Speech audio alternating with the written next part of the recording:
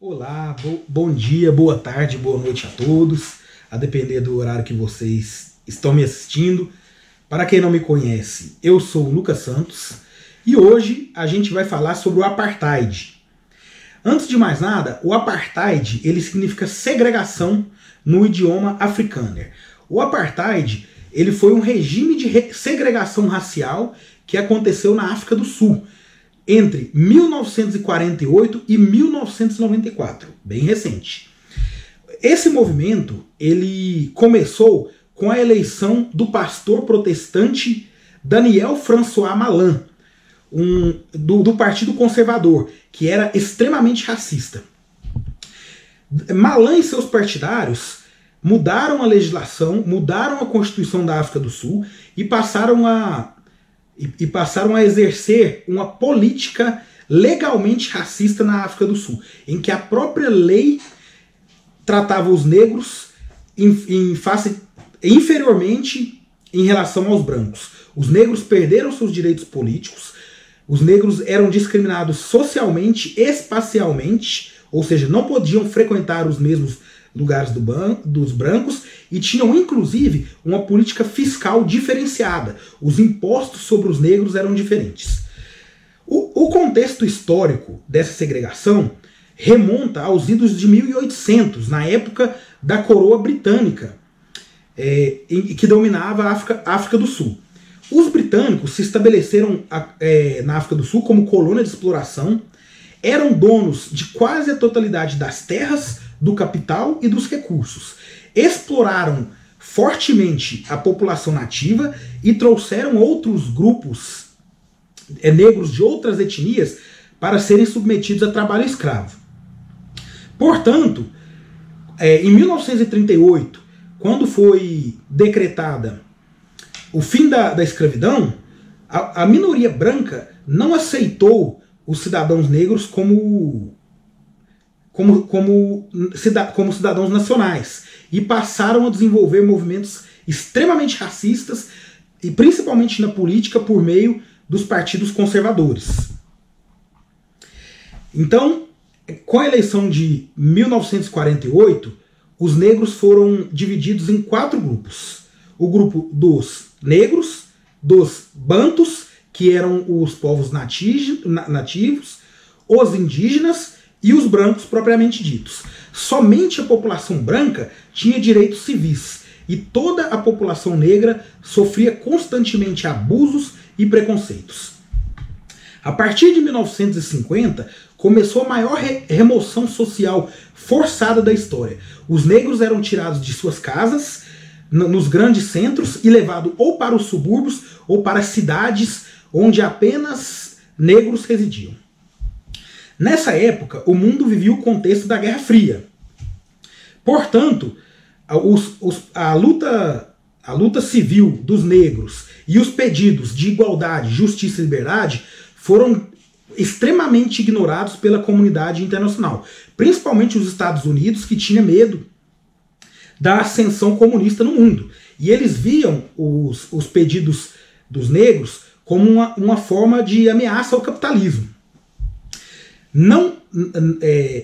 Por isso a gente pode entender o motivo pelo qual Nelson Mandela e todos os que lutaram contra a segregação social eram tidos no mundo inteiro, não só na África do Sul, como comunistas. Os primeiros protestos começaram de forma pacífica, porém logo os manifestantes foram duramente reprimidos e violentamente mortos e torturados pelo governo. E os protestos cada vez mais se intensificavam, dando início a uma guerra civil, em que o governo lutava contra a população negra e a própria população branca lutava contra os negros. Com a política de segregação social, aconteceram diversas bizarrices na sociedade sul-africana. Os membros das famílias foram classificados de acordo com sua cor. Tiveram diversas famílias onde membros eram classificados como brancos e outros membros como mestiços. E os demais não tinham, e entre eles não haviam os mesmos direitos civis e eles foram separados. Os mestiços tinham um pouco mais de direito que os negros. E algumas famílias também tiveram alguns tidos como brancos e outros como mestiços. A legislação previa o seguinte: os negros eles deveriam estudar em escolas próprias, não haveria... o Estado ele investia 10 vezes mais em cada aluno branco que em cada aluno negro. E um aluno branco ele não poderia nem frequentar as escolas dos brancos, nem as universidades, tornando extremamente raro um negro com diploma de ensino superior na África do Sul. Os hospitais também foram segregados. Os negros não podiam frequentar os hospitais dos brancos e tinham condições precárias de saúde. Era extremamente precarizado. Os trens e ônibus foram divididos e os negros não podiam entrar em ônibus exclusivos para brancos e quando podiam, somente podiam usar os assentos mais atrás. As estruturas governamentais, os órgãos governamentais, atendiam separadamente os negros e os brancos. Os policiais negros não podiam apreender cidadãos brancos. E cidadãos brancos, muitas das vezes, nem as leis cumpriam. A legislação era totalmente diferente para negros e para brancos. Os negros tinham penas criminais extremamente duras e pesadas. Por exemplo, se um negro estuprasse uma mulher branca, ele era submetido à pena de morte. E se um branco estuprasse uma mulher negra, era previsto apenas a pena de multa para ele. E isso estava tudo previsto na legislação. Os negros não tinham autorização para comprar certas bebidas alcoólicas. Os negros não podiam fazer nenhum tipo de importação. Eles perderam todos os direitos políticos, eles não podiam votar e nem podiam ser eleitos. Piscinas públicas, parques públicos, bibliotecas eram segregadas, sendo que era raro encontrar espaços de lazer para negros. Apenas os brancos tinham espaços adequados e, repito, eram apenas 20% da população. 80% da população, que eram os negros, ficavam marginalizados. O sexo era proibido, foi proibido entre os brancos e os negros, e não poderia haver reprodução entre brancos e negros, o que mostra claramente que a população branca queria realmente purificar a raça. Foi algo análogo ao que aconteceu na Alemanha nazista contra os judeus. Só que foi menos grave porque não houve tantas mortes. Os negros eram obrigados a ser empregados. Todo negro que não tinha uma carteira de trabalho assinada e estava desempregado ficava à disposição do governo e podia ser transferido para qualquer uma das províncias de forma mandatória pelo governo da África do Sul.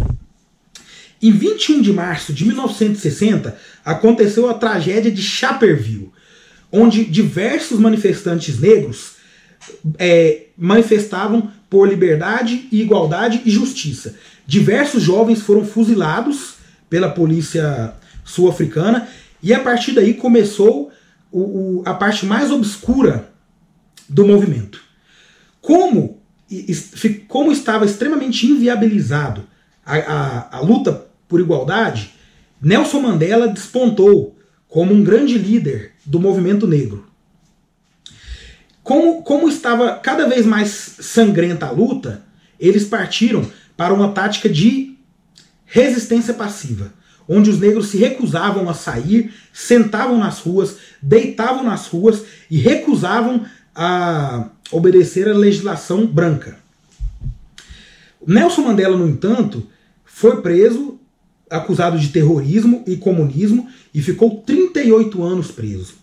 Porém, de dentro da cadeia, sua luta continuou e seus correligionários continuaram a luta pela igualdade e os direitos civis.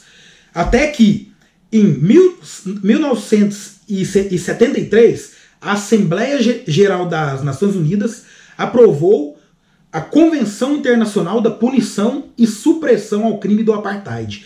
E começando a partir daí, uma longa luta mundial contra o Apartheid.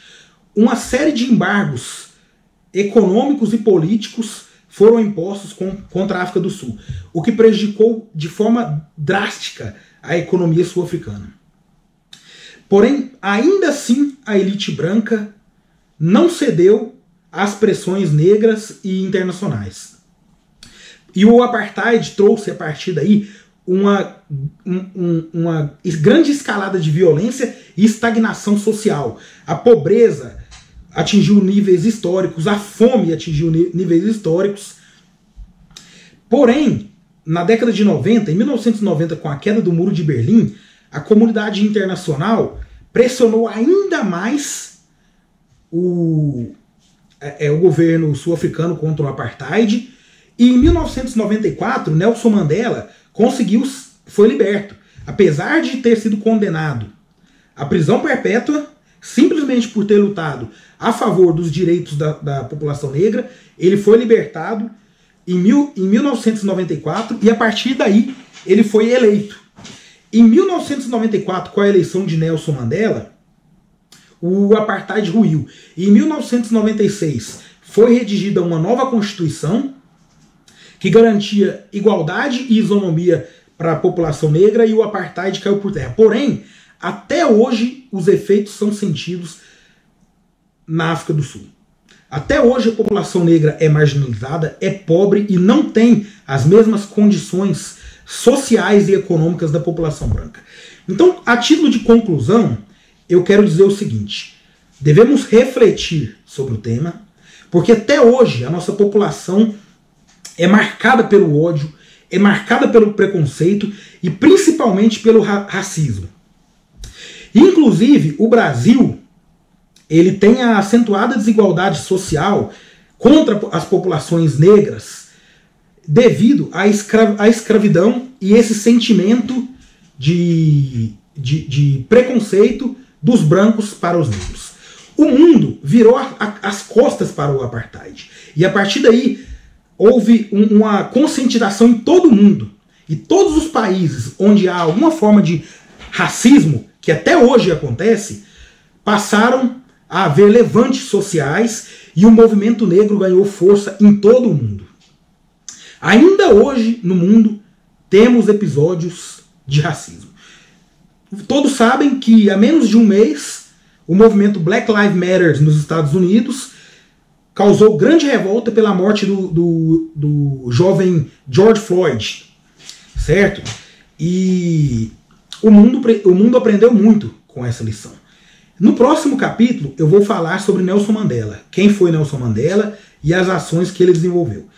Se você está gostando dos vídeos, curta, compartilhe e se inscrevam. Um bom dia a todos. Muito obrigado.